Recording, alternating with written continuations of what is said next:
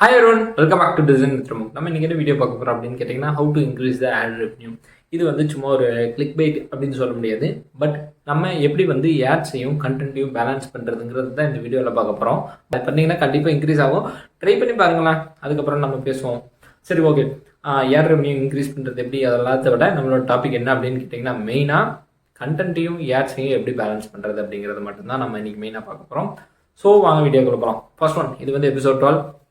கிட்டத்தட்ட வெப் யூஎக்ஸில் 12 எபிசோட்ஸ்க்கு மேலே பார்த்துட்டீங்க அப்படின்னா கீழே கமெண்ட் பண்ணுங்கள் எப்படி இருக்குது, என்ன இந்த சீரீஸில் ஏதாச்சும் இம்ப்ரூவ்மெண்ட்ஸ் வேணுமானு. அண்ட் வந்துட்டு கிராஃபிக்கல் எலமெண்ட்ஸ் கொஞ்சம் அதிகமாக இருந்தால் பரவாயில்லன்னு ஃபீல் பண்ணுறீங்க. என்னால் இல்லுஸ்ட்ரேஷன்ஸோ புதுசாக ஏதாச்சும் அனிமேஷன்ஸோ க்ரியேட் பண்ணி ஆட் பண்ண முடியாது ஃபோனில் எடிட் பண்ணுறதுனால. முடிஞ்ச அளவுக்கு இமேஜஸும் வீடியோஸும் காப்பிரைட்டட் வீடியோஸ் வேறு ஆட் பண்ணல. ஸோ அந்த மாதிரிலாம் இருந்துச்சுன்னா என்னால் முடிஞ்ச அளவுக்கு ட்ரை பண்ணி ஆட் பண்ணுறேன். தேங்க்ஸ். ஓகே, நம்ம வீடியோக்குள்ளே போகலாம். ஃபர்ஸ்ட் ஒன், இப்போ ஃபஸ்ட்டு வந்து ஆட்ஸை பற்றி பேசுவோம்.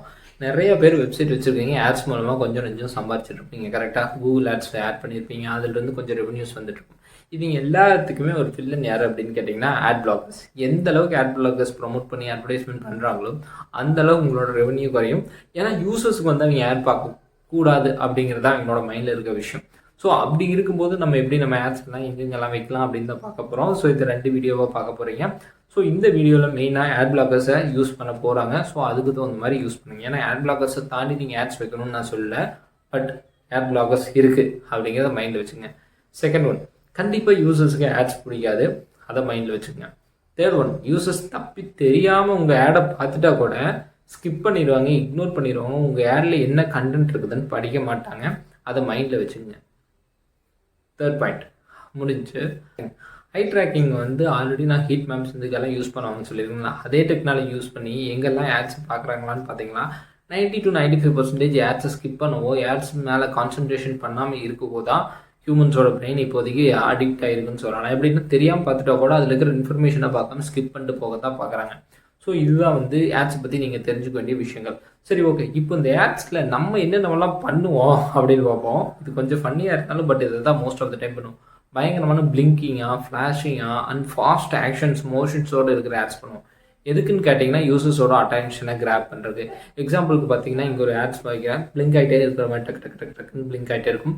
அப்படி இல்லை அப்படின்னா ஏதாச்சும் ஸ்பீடாக மோஷன்ஸ் போகிற மாதிரி இருக்கலாம்.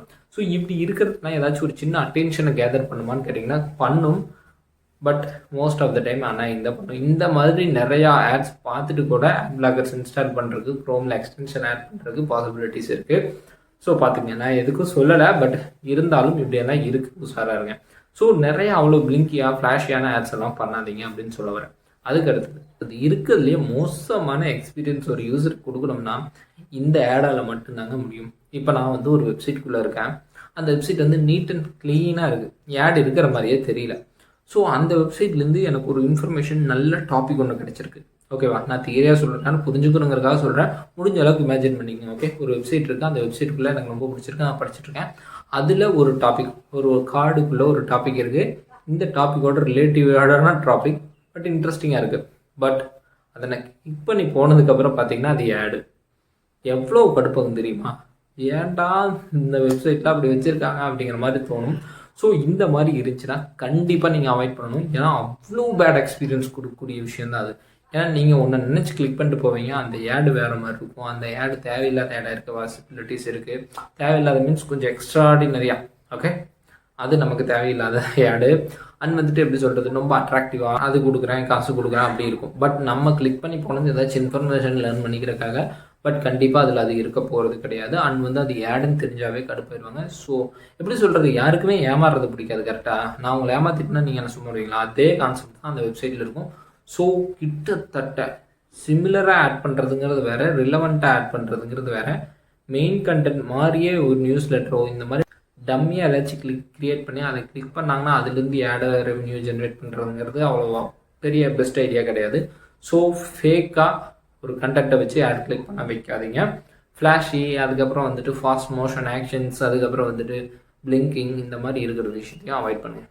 இப்போது உங்களுக்கு ஆட்ஸில் என்னென்னலாம் பண்ணுறோம், எப்படியெல்லாம் யூசர்ஸ் பார்ப்பாங்க, யூசர்ஸ் எப்படியெல்லாம் தப்பிக்க பார்ப்பாங்க, நீங்கள் எப்படியெல்லாம் அவங்களாம் கூப்பிட அட்ராக்ட் பண்ண பார்ப்பீங்க அப்படின்னு பார்த்துட்டீங்க. சரி, ஓகே. இப்போ ரியல் சொல்யூஷனுக்கு வரும். என்னவெல்லாம் பண்ணால் என்னால் ஆட் ரெவன்யூ வரும், ஓரளவுக்கு நார்மலாக சம்பாதிக்க முடியும் அப்படின்னு பார்த்துருவோம். ஃபஸ்ட்டு இதுக்கு 2 பேட்டர்ன் இருக்குங்க.